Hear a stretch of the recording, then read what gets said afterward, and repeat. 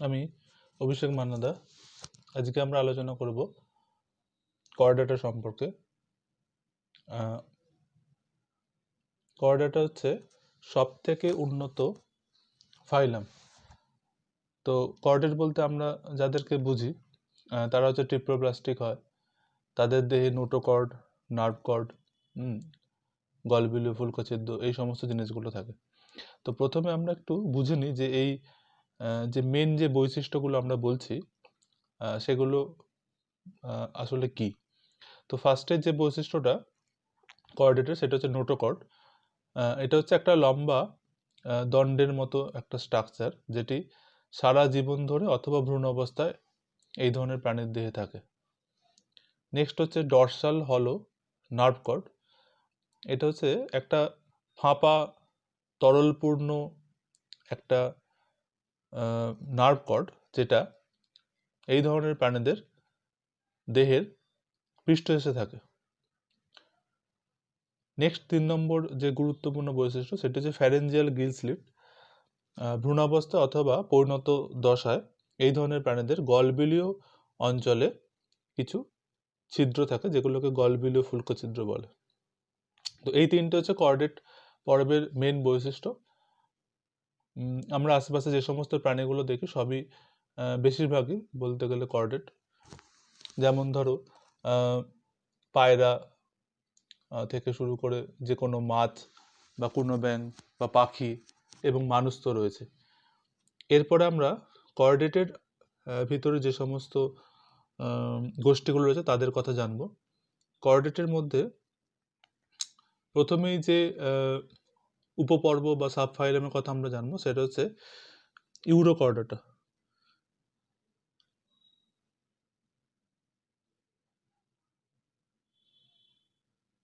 Urochordata হচ্ছে কর্ডেটের মধ্যে প্রথম উপপর্ব। এদের স্ক্রিনে তোমরা একটা ছবি দেখতে পাচ্ছ ইউরোকর্ডেট পর্বের প্রাণী। তো এই ধরনের প্রাণীর যে বৈশিষ্ট্যগুলো সেটা এবার আমরা দেখি। ফার্স্ট হচ্ছে বডি কভারিং। এদের দেহের বাইরে টিউনিক নামক একটা আবরণ থাকে, যেটা তৈরি হয় টিউনিসিন নামক কেমিক্যাল দিয়ে। নেক্সট হচ্ছে নোটোকর্ড। এদের যখন লার্ভা দশা, তাদের দেহের লেজের দিকে একটা নোটোকর্ড থাকে, কিন্তু পূর্ণাঙ্গ প্রাণীতে সেই নোটোকর্ড আর পাওয়া যায় না। থার্ড পয়েন্ট হচ্ছে নার্ভ কর্ড। এদের লার্ভা দশায় পিঠের দিকে নলাকার নার্ভ কর্ড থাকে, কিন্তু পূর্ণাঙ্গে সেই নার্ভ কর্ড আর থাকে না, সেটা একটা মাত্র পৃষ্ঠদেশীয় গ্যাংলিয়ন হিসেবে উপস্থিত থাকে। নেক্সট হচ্ছে লার্ভাল স্টেজ, যেটা এতক্ষণ ধরে লার্ভা দশার কথা বলছিলাম। লার্ভার একটা খুব ইম্পর্টেন্স রয়েছে এই ধরনের উপপর্বের প্রাণীদের ক্ষেত্রে। তো এদের জীবনচক্রে যে লার্ভাটা পাওয়া যায় তাকে বলে অ্যাসিডিয়ান ট্যাডপল। ইউরোকর্ডেটকে আবার 3টে শ্রেণীতে ভাগ করা হয়েছে, যেমন অ্যাসিডেসিয়া, থ্যালিয়েসিয়া এবং লার্ভেসিয়া। কিন্তু এগুলোর ডিটেলস বৈশিষ্ট্য আমাদের সিলেবাসে নেই, ওই জন্য সেগুলো আলোচনা করছে না। তো কিছু উদাহরণ আমরা দেখে নিই। এই ধরনের সাব ফাইলামের কিছু উদাহরণ হচ্ছে অ্যাসিডিয়া, সালপা, ডোলিওলাম, এই সমস্ত। নেক্সট যে সাব ফাইলামের কথা আমরা পড়ব, তোমরা স্ক্রিনে একটি প্রাণীর ছবি দেখতে পাচ্ছ। এই প্রাণীটা হচ্ছে অ্যাম্ফিঅক্সাসের ছবি, এবং এই সাব ফাইলামের নাম হচ্ছে সেফালোকর্ডাটা।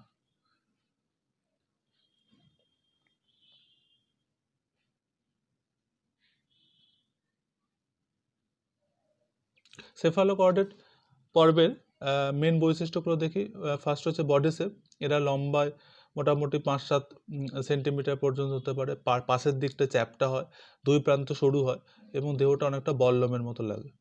নেক্সট হচ্ছে অ্যাপেন্ডেজেস। এদের কোনো জোড়ুপাঙ্গ থাকে না, বিজোড় পাখনা থাকতে পারে, যেমন হচ্ছে পৃষ্ঠীয় বা অঙ্কীয় বা কডাল। নেক্সট হচ্ছে মায়োটম মাসেল। এদের দেহে দুই পাশে ভি আকারের মায়োটম পেশি পরপর সাজানো থাকে।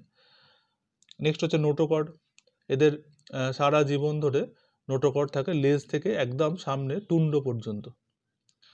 তো এই হচ্ছে সেফালোকর্ডেট, এবং এর এই ধরনের পর্বের সাবফাইলামের উদাহরণ হচ্ছে অ্যাম্ফিঅক্সাস বা ব্যাঙ্কিওস্টোমা এবং অ্যাসিমেট্রন।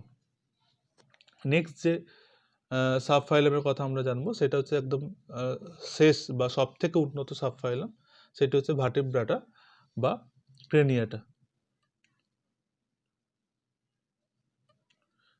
ভার্টিব্রাটা বা ক্রেনিয়াটার কিছু বৈশিষ্ট্য দেখি।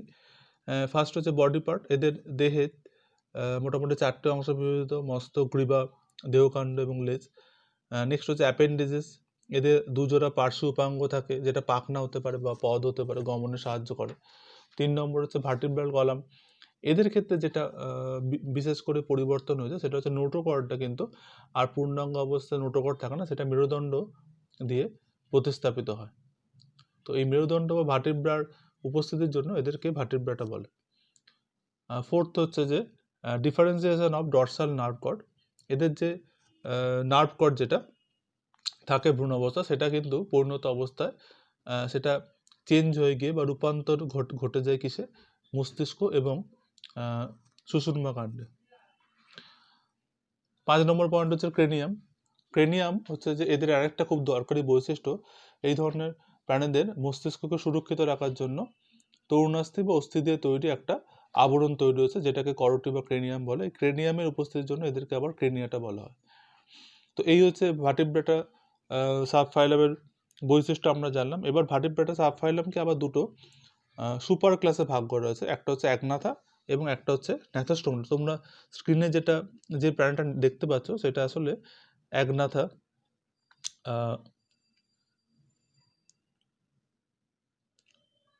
একনাথা এই সুপার ক্লাসের অন্তর্গত। একনাথা এর কিছু বৈশিষ্ট্য দেখি। একনাথা এই ধরনের প্রাণীরা, এদের কোনো চোয়াল থাকে না প্রথম। সেকেন্ড হচ্ছে এদের কোনো যুগ্ম উপাঙ্গ থাকে না। 3 নম্বর হচ্ছে এদের মুখছিদ্রে চোষক বা কর্ষিকা থাকে। 4 নম্বর হচ্ছে এদের বহির্নাসরন্ধ্রের সংখ্যা 1টা। 5 নম্বর হচ্ছে এদের করোটি থাকে বটে কিন্তু খুব দুর্বল। 6 নম্বর হচ্ছে এদের করোটিয় স্নায়ুর সংখ্যা 8 থেকে 10 জোড়ার মতো হয়। 7 নম্বর হচ্ছে এদের অন্তঃকর্ণে 1টা বা 2টো অর্ধবৃত্তাকার নালী থাকে। এই যে সাব ক্লাসের কথা আমরা বললাম, এই সাব ক্লাসের সুপার ক্লাসের কথা বলে, সুপার ক্লাসের আন্ডারে একটাই ক্লাস থাকে, সেই ক্লাসটার নাম হচ্ছে সাইক্লোস্টোমাটা।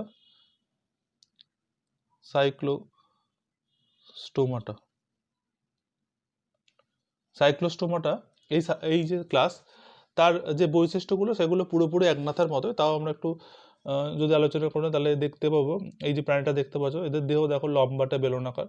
এদের দেহে যে চামড়া সেখানে কোনো আঁশ থাকে না এবং সেটা খুব মসৃণ হয় এবং সেখানে বিভিন্ন রকম গ্রন্থি থাকে। আর মুখছিদ্রটা যদিও দেখতে পাওয়া যায় না, কিন্তু মুখছিদ্র গোলাকার এবং সেখানে চোষক রয়েছে, সেটা তোমরা দেখতে পাচ্ছ। তো এই সুপার ক্লাস বলো বা এই যে ক্লাস বলো, দুটোরই এক্সাম্পল সেম হবে। সেটা হচ্ছে যে ল্যাম্প্রে বা পেট্রোমাইজন এবং হ্যাগফিশ বা মিক্সিন। এরপরে আমরা যে সুপার ক্লাসটা আসবো সেটা হচ্ছে ন্যাথোস্টোমাটা।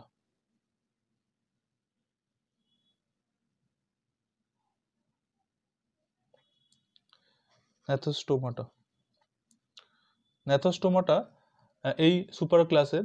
এদের এবার কিছু বৈশিষ্ট্য দেখি। এদের ক্ষেত্রে মুখছিদ্র, সেখানে তাকে ঘিরে থাকে ঊর্ধ্ব এবং নিম্ন চোয়াল। এদের যুগ্ম উপাঙ্গ থাকে। 3 নম্বর হচ্ছে এদের চোষক বা কর্ষিকা থাকে না। 4 নম্বর হচ্ছে এদের বহির্নাসরন্ধ্রের সংখ্যা 2টো। 5 নম্বর হচ্ছে এদের করোটি সেটা অপেক্ষিত বড় সুগঠিত। 6 নম্বর হচ্ছে যে এদের করোটিয় স্নায়ুর সংখ্যা মোটামুটি 10 থেকে 12 জোড়া। 7 নম্বর হচ্ছে এদের অন্তঃকর্ণে 3টে অর্ধবৃত্তাকার নালী থাকে।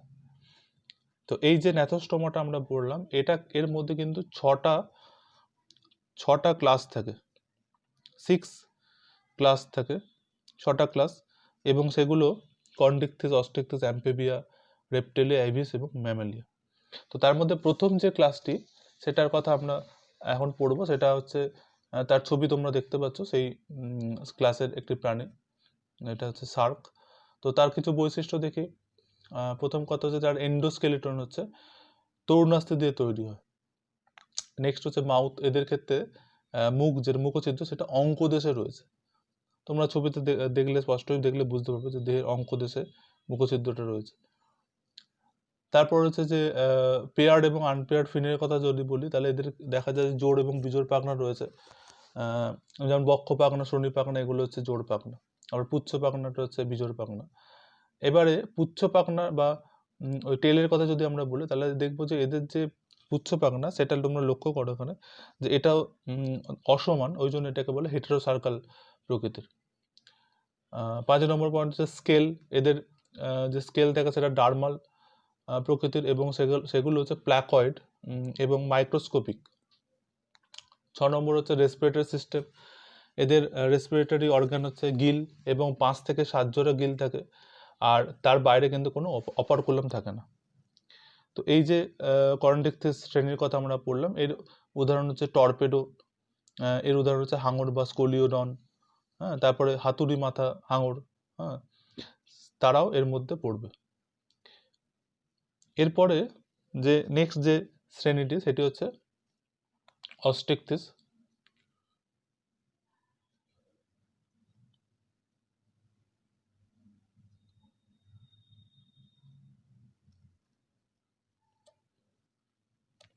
লিখতে একটু অসুবিধা হচ্ছে।